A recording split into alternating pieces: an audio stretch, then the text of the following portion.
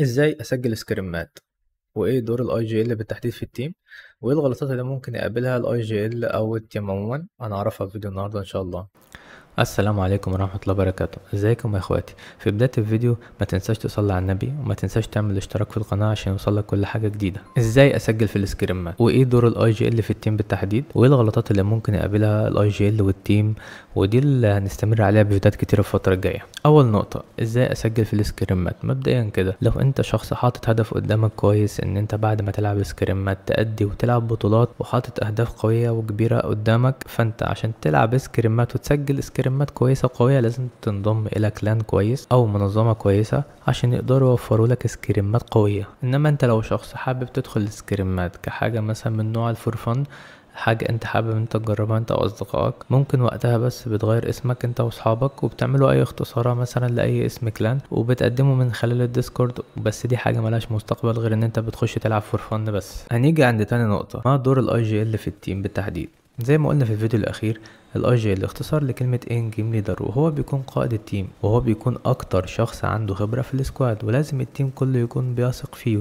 ووظيفته الاساسية هي تحديد الروتيشن بناء على خبرته ان يدخلك الزون، بس مش مطلوب منه انه يحرك كل لاعب. انت كلاعب ايا كان مركزك في التيم مطلوب منك تتعلم ازاي تمسك مكان لنفسك في الزون. الاي جي اللي بمجرد ما يدخلك الزون لازم عينك على كفر انت هتمسكه. المطلوب من الاي جي انه يدخلك الزون باقل خسارة، امتى تدخل فايت، امتى تسحب من الفايت، امتى تدخل زون، وامتى تلعب هيل. الاي جي مش هيجي يقولك تقف هنا، مش هيجي يقولك ارمي نيد، مش هيجي يقولك بيك، مش هيجي يقولك اضرب.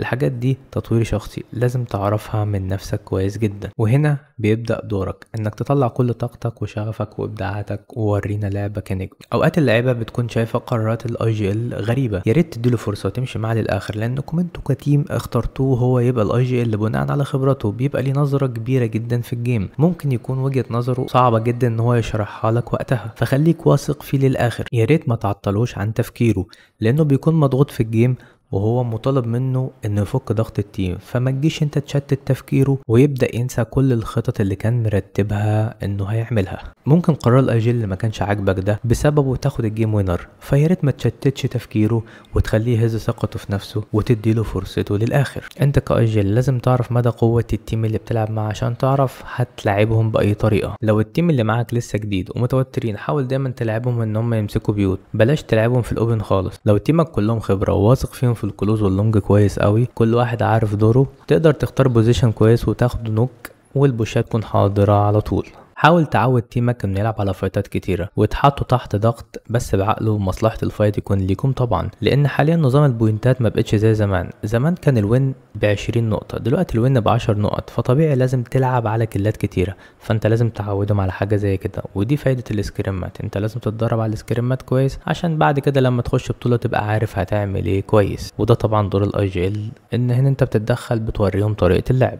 لو شايف تيمك بيخسر فايتات كتير ما تضحيش وتدخل فايت وانت شاكك 1% ان تيمك ممكن يخسر الفايت ده. لازم تزرع الثقة جواهم عشان يقدروا يكسبوا كل الفايتات اللي انت تدخلها وما يحسوش باي احباط. في حاجات انت كاي جي اللي مش مطلوب ان انت تعملها، بس لو انت قلبك على مصلحة التيم وخايف على مصلحة التيم كويس هتعمل حاجات اكتر من اللي مطلوبة منك. يعني زي دلوقتي انت واحد موجود في التيم، لقيت في واحد من التيم عندك البوزيشن بتاعه غلط، واجب عليك ان انت لازم تروح تحرك وتقوله مكانك هنا مش كويس. انت كاجيل مطلوب منك دايما انك تركز هتعمل ايه في الزون اللي بعدها، هتركز في تحركاتك الجايه عشان ما تتاخرش ولا تاخر التيم بتاعك. فدايما فكر هتعمل ايه. خلاص عرفت هتعمل ايه، هتروح تفايت مع زمايلك وتكمل الفايت عادي، وهتحاول تشجعهم ان هم يركزوا قبل تحرك الزوم بالثواني اللي انت محددها في دماغك ومحضرها. هتروح تشرح لهم ايه اللي هيتم بالظبط. بمجرد ما تشرح لهم اللي هيتم بيكون السكاوتر في مقدمة التيم دايما. طبعا السكاوتر هو اللي بيسكاوت المكان اللي بيحدده الاي جي ال وبيشوفه فاضي ولا لا. وانا من وجهة نظري الشخصية ان الافضل ان يكون السكاوتر هو الاي جي ال، وده طبعا بسبب خبرته في التحركات الكبيرة. ولو المكان اللي عامل عليه مارك في حد وحابب ان هو غير روتيشن يتحمل مسؤوليته الاي جي ال، وهنا هو بيكون بيسكاوت، فاعتقد ان هو دايما هيختار المكان المناسب. وهسيب لكم روابط تسجيل السكريمات الخاصة بنا، وكمان هسيب لكم رابط التقديم الكلام بتاعنا. نورونا يا اخواتي.